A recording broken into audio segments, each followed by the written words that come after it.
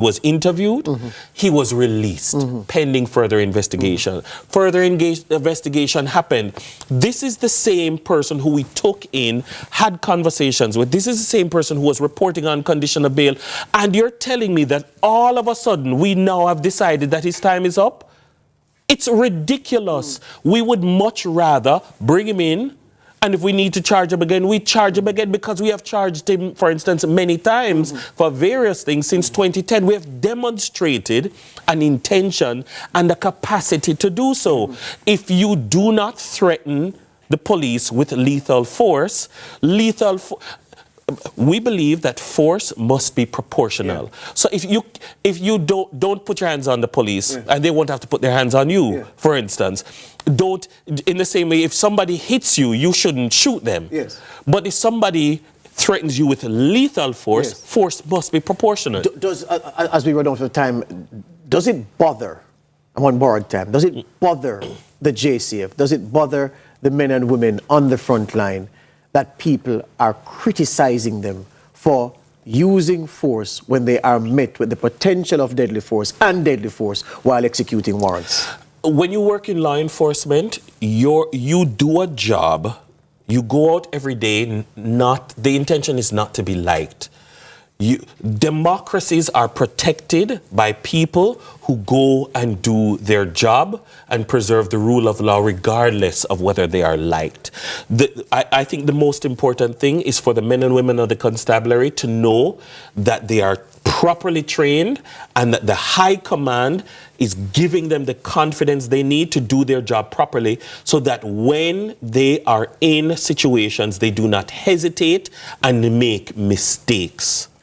Hear you on that. Hear you on that. Senior Communications Strategist in Jamaica Constabulary Force, Senior Superintendent Dennis Brooks, with the word on this issue of police fatal killings.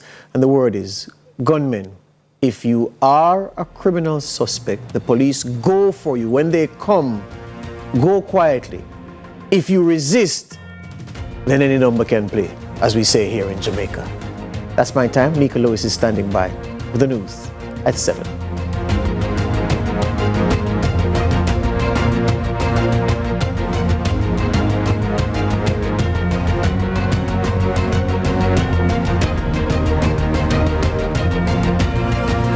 Familiar faces. I'm kind of finding out right now. Big up your audience. But I have taste. Get this out of the fridge, Magnum, and out of the tray. I said the monster them roar. Roar. I was obsessed. And then I sang me the answer. Gangsta girl no wanna shy guy. Me just get up in the morning, take them out of me, I brush my teeth and ear bomb me in a one war. I was preparing myself for my great moment that never happened. People used to say me 8 man. That was a reputation that I was given. But Tana, you beat man body in your song then. Which man?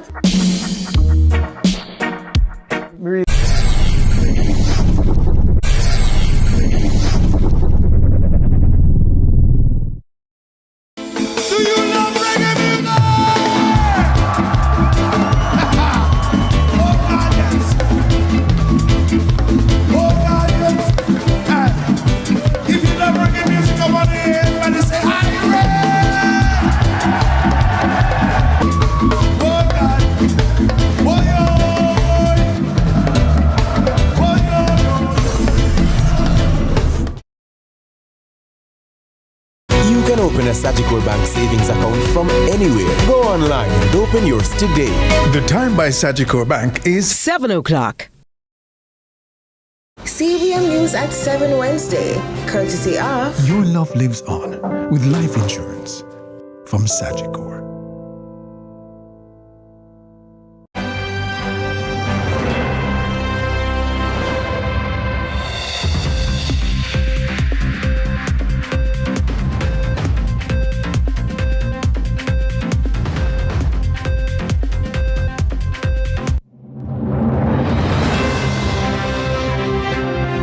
Tonight in CVM News at 7, Integrity Commission under new leadership.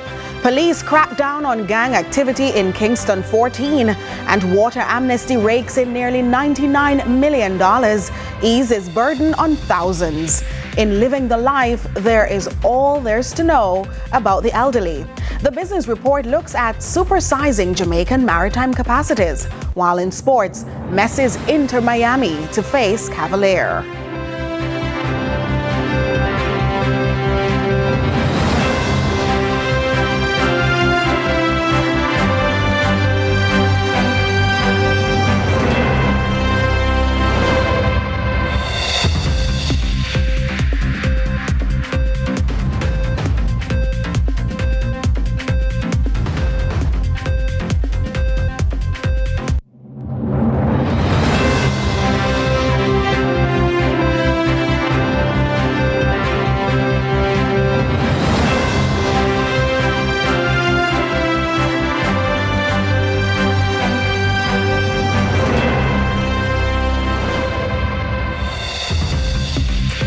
From Kingston, Jamaica, it's Wednesday, February 26, 2025. Thanks so much for making it CVM News at 7. I'm Nika Lewis.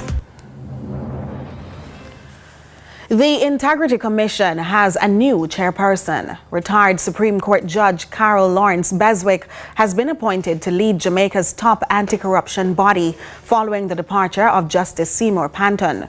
Governor General Sir Patrick Allen made the announcement today, confirming that former Bank of Jamaica Governor Brian Winter has also been named as a commissioner.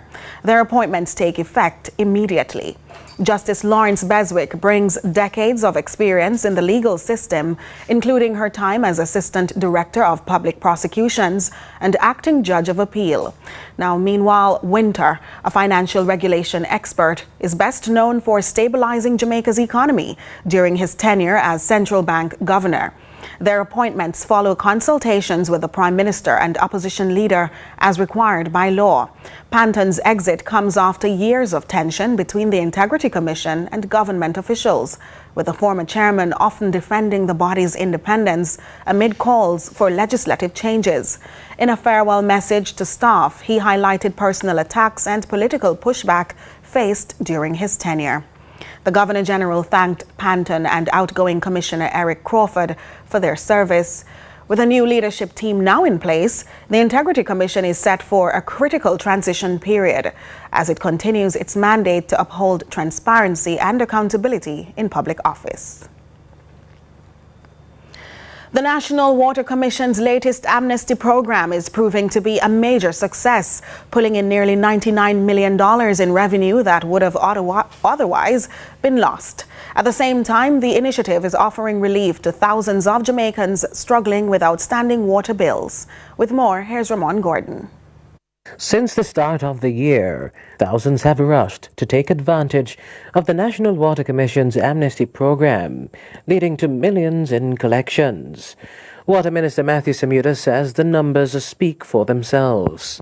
We have engaged with some 10,116 persons who are seeking to benefit from the amnesty.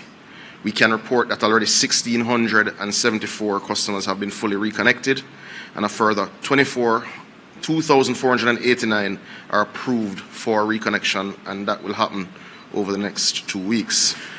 What this means is that the Water Commission has written off the debts or the arrears up to $238 million for customers, a debt that was largely uncollectible and that was affecting thousands of households. And while the government is fortifying some revenue, Minister Samuda says the program has already generated millions in collections. This has also generated for the National Water Commission since January 1, $98.9 million in additional revenue that would not have come in. There could also be more opportunities for Jamaicans struggling with their water bills. The minister says an extension of the amnesty for persons with disabilities is under consideration. Should the need arise, when we see what the feedback is from the community, we will contemplate extension for the disabled community to give them adequate time to engage with the Water Commission on this program. But while the government highlights its efforts to assist vulnerable groups, its social assistance programs are facing scrutiny. A report from the Auditor General revealed that over $700 million was dispersed over 7 years without proper eligibility criteria.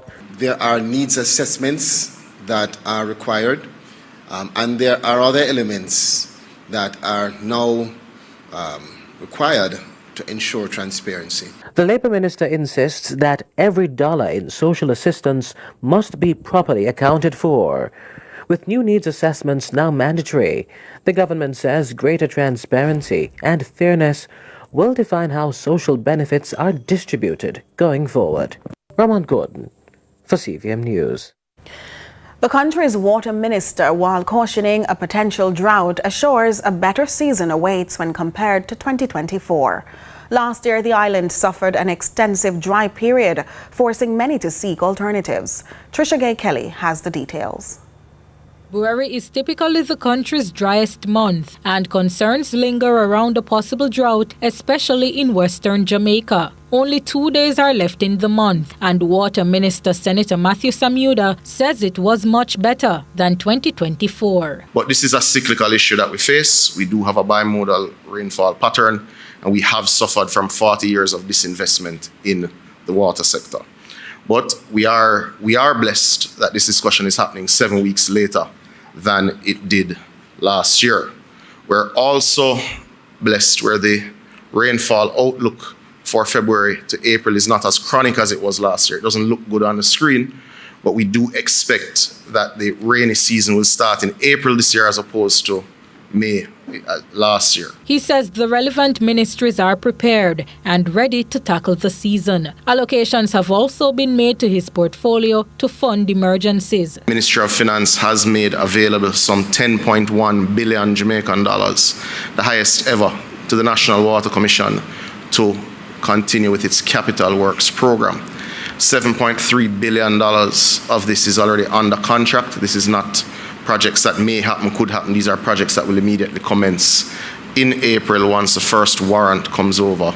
Minister Samuda reaffirms the government's commitment to keep the public updated as we work through the dry period. We'll continue to monitor the drought conditions very clearly and very carefully, and we will ask the Met Service and the National Water Commission to come back to postcab periodically to give you greater detail as the dry season stretches on. Trisha Kelly, CVM News.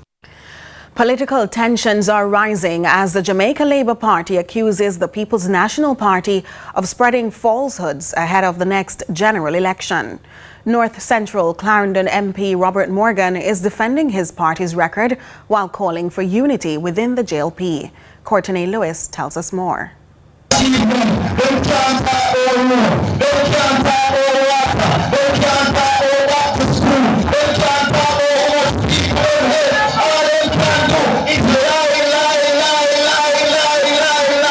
Members of the Jamaica Labour Party JLP have accused the People's National Party of running a campaign of untruths.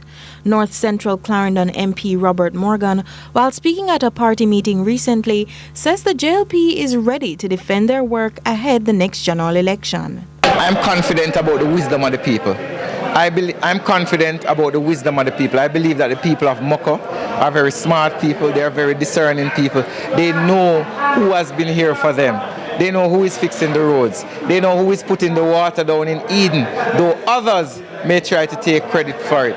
There's also an ardent call for unity among the JLP as the country braces for the election. Amazingly, a lot of persons who never supported us last year have decided to join us back. We are the campaign manager for the other candidate last year who is now with us. But one of their key supporters is us. A lot of the other workers who were not a part of the team are now here with us. We're building unity, we're building togetherness, we're listening, we're working with the people as servant leaders. We're here for the people and we're seeing the results. Meanwhile, Northwest Clarendon MP aspirant Warren Newby is also affirming confidence in his ability to represent the constituency. Flanked by councillors, he boasted the support of party representatives. I have a team that is on the ground working extremely hard to make sure the delegates and workers of the party become familiar with my message of peace, of unity, of goodwill, of prosperity, and for us to unite and move forward to the challenge of the general elections. Just a few weeks ago, there was chatter among constituents about whether newbie or political neophyte Corey Dunkley was more fit to represent the JLP in the next general election. The incumbent is Philip Henriquez. Courtney Lewis for CVM News. CVM News at 7 continues in a moment.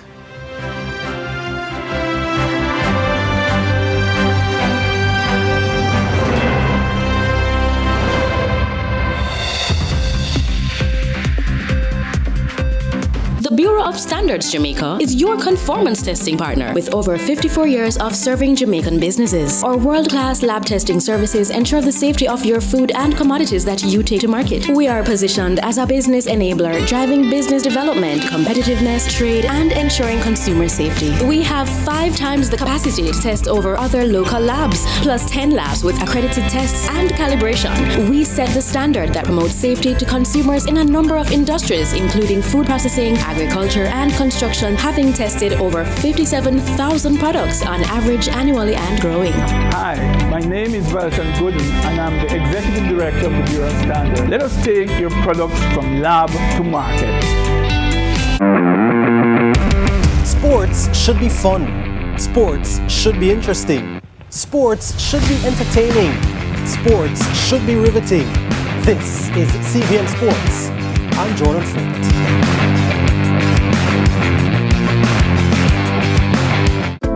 Sagicor Bank, we know that feeling. When you finally find a place that has your name written all over it, where you can settle down and turn it into a home. So we designed a mortgage with everything you need to own your home faster and easier. Including a $2 million line of credit I'm using to go solar. Put down roots with a mortgage from Sagicor Bank.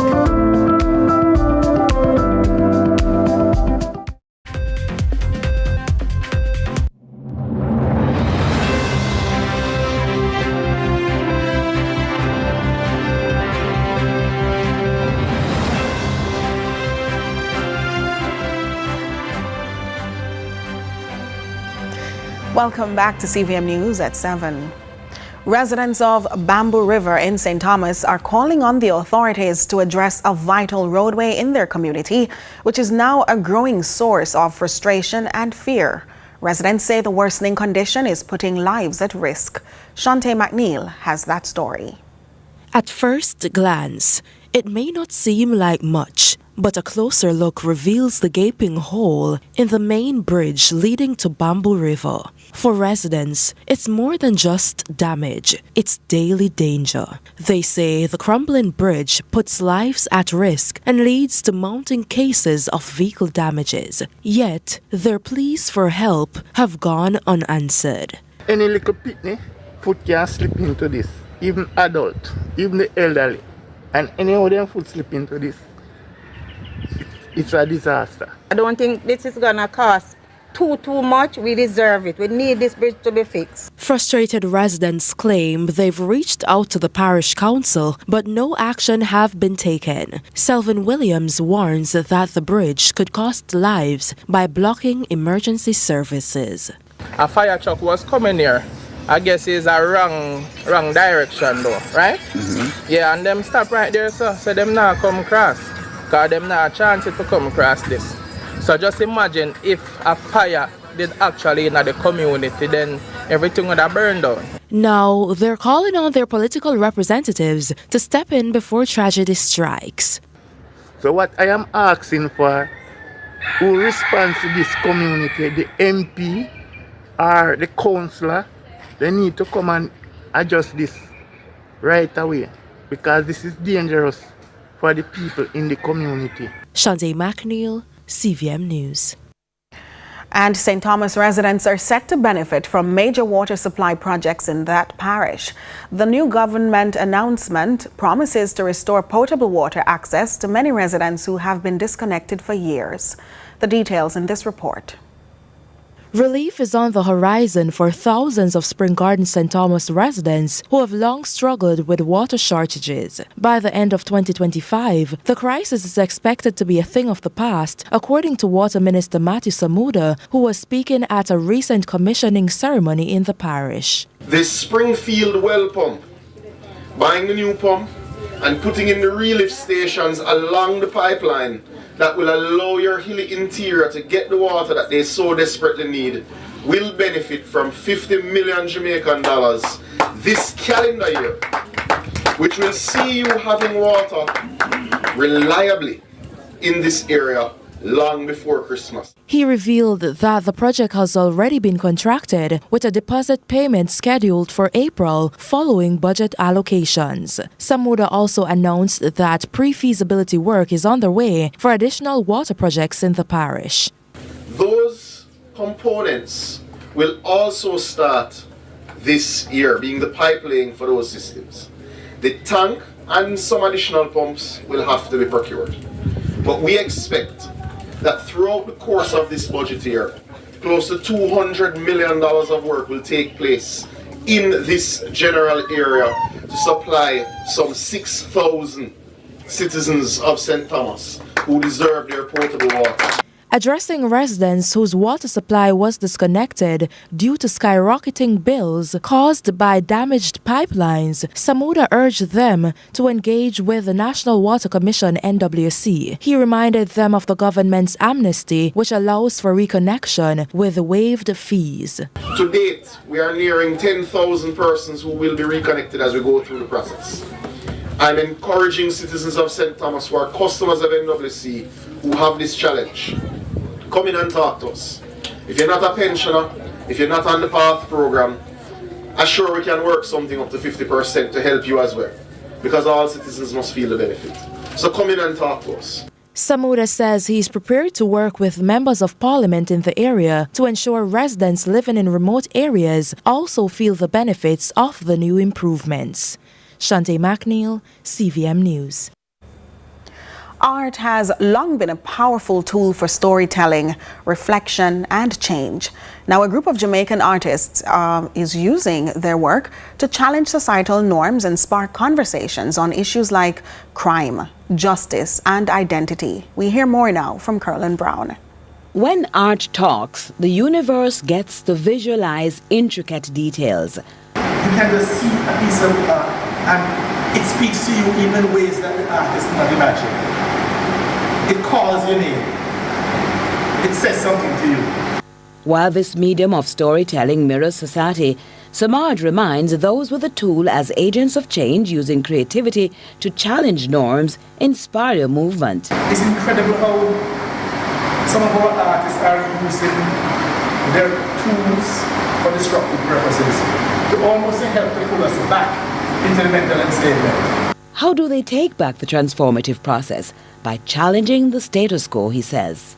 When I look at that piece over there, the classic line from the movie, walk and... The wall sculpture is part of a visual and a psychological interrogation of the nuances of reparatory justice, as outlined in the CARICOM 10-point plan, visualized by 18 artists from across the island, mounted at the Creative Space in downtown Kingston. So I'm talking with Raman Christie, the artist of the piece, RASS. Reality and Stereotypical Society. Happy that you have explained the acronym. The story behind it, though. Alright, so we are in a society that is overrun by crime, and we don't really talk about it. It is something that we put on the back burner. Yes, we observe that it's there, but we don't really talk about it. And because of that, we have grown to just accept it. Well, after years of functional pottery with pieces themed around oral folk tradition, Christie made the bold inclusion of figurative representation of social issues, the effects of music on the society, especially the youth, his newest project. So the artwork speaks to us, all of us. It's actually a reflective piece. When you look at it, it's not supposed to be something that is supposed to be beautiful, but when you look at it, it's supposed to evoke an emotion of sadness, because a lot of us suppress those feelings of hurt and anger. Crime affects everyone, and we need to, as a unified voice, try and find practical solutions towards this crime monster. And through my practice of a ceramic artist, I hope to create works to stir up the emotion so that we can, provoke emotion and thought so that we can find solutions to attack this problem. We need to do it from a young stage because most of this is affecting our young people. With his mud, he's prepared to shape more art talk. We need to find a way to go into the schools, teach the young people about doing other things apart from killing or listening to music that talk about lick out white head and all of those stuff. But talk out your problems, work them out so that we can have less violence in school and a more harmonious society. Curlin Brown, CVM News. And ahead of the break, we are joined in studio by Jordan Ford for a quick look at what's to come in sports. Well, Nika, we're talking about the regional women's Super 50 and Jamaica's participation in that. You'll want to find out, did they win or lose their latest contest? Plus, karting, go-kart racing. You'll have the results of the latest race meet. All right. And there you have it. More to come right after the break.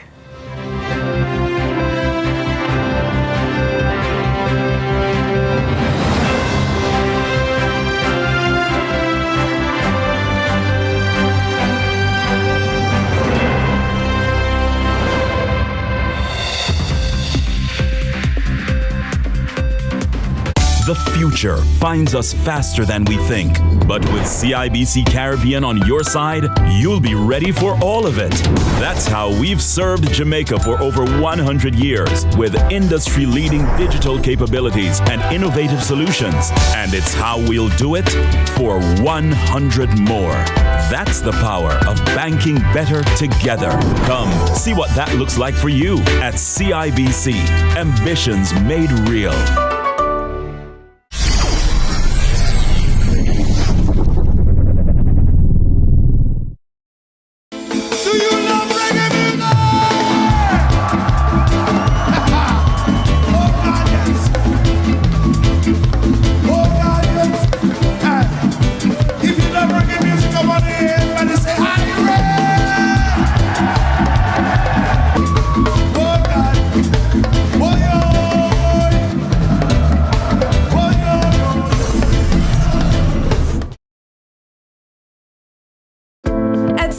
Bank, we know that feeling. When you finally find a place that has your name written all over it, where you can settle down and turn it into a home.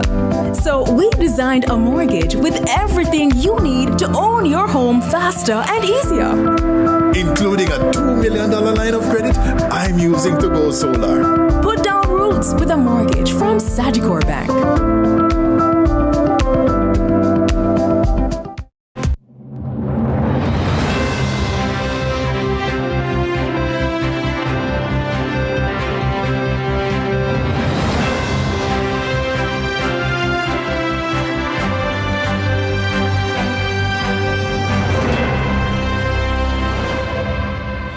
Thanks so much for staying with us. The Jamaica Beach Birthright Environmental Movement, JABEM, and other environmental groups are demanding greater public access to Jamaica's beaches. Protesters say private interests are taking control of the Blue Lagoon in Portland, limiting public access. Adrian Williams has more. Neoliberal capitalism is an inhumane system. The fight continues were the words of President for the Jamaica Beach Birthright Environmental Movement, JABEM, Dr. Devon Taylor. A court case which was set for hearing on February 17 must be refiled before it can proceed. The judge ruled it was not properly gazetted, meaning there was no official record of it being published. This setback has not deterred JABEM and the Blue Lagoon Alliance, who are lobbying protection of access to the coastline for the public and their usual business. And we know that Jamaicans have less than 1% of access to the beaches around the country, despite there's 494 miles around the country. So every prescriptive rights case that we file in the courts, and we have 4 of those cases, is to protect the public interest. So this is just one battle in the fight. We're fighting to protect access rights to the Blue Lagoon, and that fight will continue. And as Dr. Taylor says, because of some procedural issue, the judge has asked us to refile our case. The case is being represented by attorney at law Marcus Goff. The Blue Lagoon Alliance are fearful of what they deem as further restriction to their livelihood. Because it's been a very devastating situation for the economy, the communities around access to the Blue Lagoon and the commercial activities that has been broken. So we have to just all come together, and once we are on the same page like others over in Miami Bay, those who are in the Bob Marley Beach, and it's happening right across Jamaica, the beach access. So we want the people of Jamaica to put more ears to this situation. As a human being, it is an inherent, it is a deep-rooted right, basic human right to have free access to our waterways. And it has hurt my soul all these years that certain beaches I cannot go to. The scheduled dates were February 17 and then 19 through to 21. Now, a new court date is to be announced. This has not been the first. JABEM and the Alliance have raised their concern over what they call a sneaking form of privatization happening at the main entrance to the Blue Lagoon attraction. Adrian Williams for CVM News. And in international news, a third of U.S. government employees working under the Trump administration's Department of Government Efficiency have resigned. They accuse Elon Musk of pressuring them to dismantle critical public services, raising concerns over governance and stability. More from Al Jazeera. More than 20 career U.S. government employees quit their jobs on Tuesday. According to the Associated Press, the senior-level tech employees say the Department of Government Efficiency, or DOGE, run by Elon Musk, is endangering both U.S. citizens' private information and the integrity of government computer systems. In a statement, the White House spokesperson said the resignations would not stop President Donald Trump's efforts to make government smaller. The latest resignations come as a few of the thousands of federal workers already laid off crowded inside Republican Senator Lisa Murkowski's office to protest. I came to USAID intending on staying there for as long as I could. I really loved the work that we were doing. And now I don't know what to do. And I have cried every day. I think that that's normal. I have a 15-month-old at home, and I'm looking at him and thinking, well, what's this country that we're now living in? Meantime, other fired workers, including some who voted for Trump, joined a conference call with a Democratic congressman to talk about the impact on their lives. Obviously, I never would have expected things to go this far. So, I mean, I'm still in shock, and to say, you know, whether I regret that vote, I don't want to go as far as to say that, but I mean, like I said, it's a shock. Ordinary citizens protesting on Capitol Hill applaud the DOGE workers' decision to quit. I am having a little bit of optimism that these people have a conscience. Some of these people have a conscience in resigning. There's more to come after this break.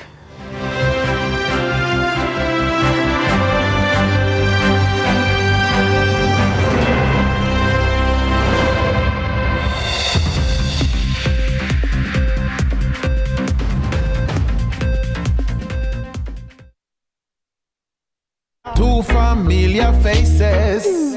I'm kind of fanning out right now. Big up your audience. But I have taste. Getting this out of the fridge, magnum, and out of the tray. I said the monster them roar. Roar. I was obsessed. And then I sang me the answer. Youngster girl, no one a shy guy. Me just get up in the morning, take my thought of me, I brush my teeth and ear bomb me in a war. I was preparing myself for my great moment that never happened. People used to say me 8 man. That was a reputation that I was given. But Tana, you beat man body in your song then. Which man? Really want to know if for the people them man did that take set. Obviously. Like, there's no story there. The Cut, brought to you by Flo and Rare Nephew. Now I'm where I wanna be. Do whatever the crunch you want with KFC's popcorn chicken.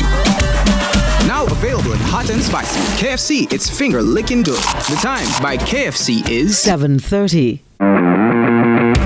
Sports should be fun. Sports should be interesting. Sports should be entertaining. Sports should be riveting.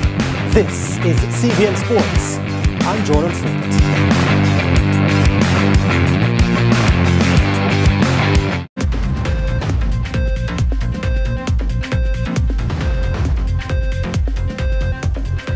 Welcome back. It's now time for the Business Report with Joel Crossgill.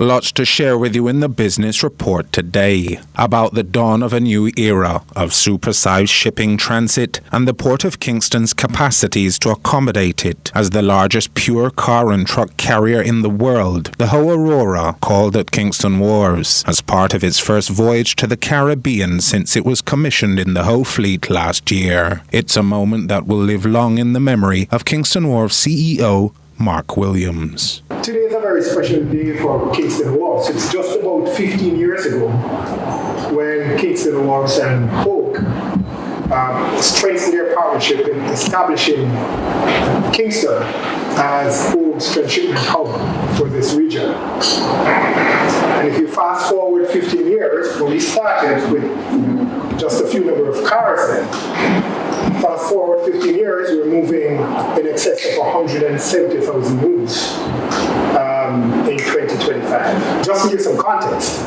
this is the largest pure car carrier in the world. It can carry in excess of 9,100 cars. And it is the first time it is calling this side of, I would like to say, the hemisphere. According to Kingston Wharves Chairman Jeffrey Hall, preparation to accept the megaship required careful planning and significant investment. An entity like Kingston Wharves has to deploy significant amounts of capital to make itself available and efficient and appropriate for a liner, a shipping service, a vessel on the scale of the Hogue Aurora. We're going to see Berth 7, which recently was constructed at an expense of $30 million United States dollars. We take those big bets, if you will, those big decisions, on the basis of a spirit of partnership. The development of Berth 7 is part of a slate of some US $100 million of investments made by the port company in the last decade to bolster its cargo handling capabilities, according to Williams. The fact that Hogue, along with Intershipper Agent, choose to call Kingston Wharves with this vessel, I think it's a testament to the strong relationship that we have, but more importantly to the infrastructure that Kingston Wharves has developed over many years. And that is on the back of spending, prior to that, $6 million for equipment in Ukraine, $25 million in building out a logistics service not too far from here, Ashland Road. And, we're pleased to announce again today that we will be spending another US $15 million to construct a car park that will be best in class and that will allow us to expand the capacity of the cars that we accommodate here. Williams went further to outline the vision for Kingston Wharves to cement its position in global auto transshipment. What we want to do is to move from just being a major transshipment hub to start to add value to cars. Be just inserting the AC unit, the music system, etc., etc. And I know that has been our vision for a number of years, and we're working on that. We want to ensure that we can accommodate, with within the next 5 to 10 years, 500,000 cars moving through Kingston Wharf. The potential ecological impact of the vessel is already reducing emissions by 58% per car transported compared to the industry standard, and plans are in place for the Aurora class to run entirely on ammonia by 2027, raising the demand for ammonia as a viable zero-carbon maritime fuel, and by 2040, goals of net zero emission operations with 100% green ammonia, with the Ho Aurora and the Aurora class pioneering efforts to combat pollution in a hard-to-abate segment. Chairman Hall added that KWL's willingness to make major investments in its multi-purpose port terminal and logistics services is in part due to the seriousness of its global partners like Ho Autoliners in investing in their own business's innovation. We take those decisions because we observe trends in investment by those parties, like Ho Autoliners. That's a part of the equation. We take those decisions because we operate in a global industry. This is a global asset here at Kingston Wharves, and it competes with global enterprises, and we have to be efficient and competitive. And that was your business report. I'm Joel Crosskill.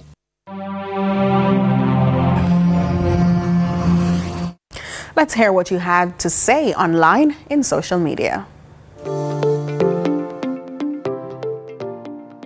So, what's happening in our local social media spaces? Lionel Messi's Inter Miami team is set to face Cavalier in the CONCACAF Champions Cup, with one of the matches scheduled to take place in Jamaica on March 13. This follows Inter Miami's 4-1 aggregate win over Sporting Kansas City in the playoffs. Here are some of your comments. At Isaac Oniware posts, Messi in Jamaica. Wow, that will be wonderful. Although he was not my favorite superstar, I respect him. At Jason Drisdale writes, he likely won't travel or participate in this game. I'd be surprised if he does. Instead, they will rest him for the return leg, in my honest opinion. At Kevin Alaska comments, Jamaica play man. Them a beg for people buy tickets. All free ticket people are refuse. Messi a come, tickets sold out before Inter even qualify for the next round. Jaja. At Gloria Stewart adds, wow, my favorite baller in the world, Messi, is coming to Jamaica. That would be a sold out stadium. He is one of the best. At Gary Johnson comments, the problem is where the match is going to be held. Need a bigger venue than stadium. Messi carry a large crowd everywhere he goes. At Roddy Lee shares, the site crashed already. Every early ticket sold out. And that's what's trending online today. Continue to share your thoughts with us on X at CVM TV and CVM Television on Facebook. I'm Courtney Lewis. Stay with us for sports up next with Jordan Ford.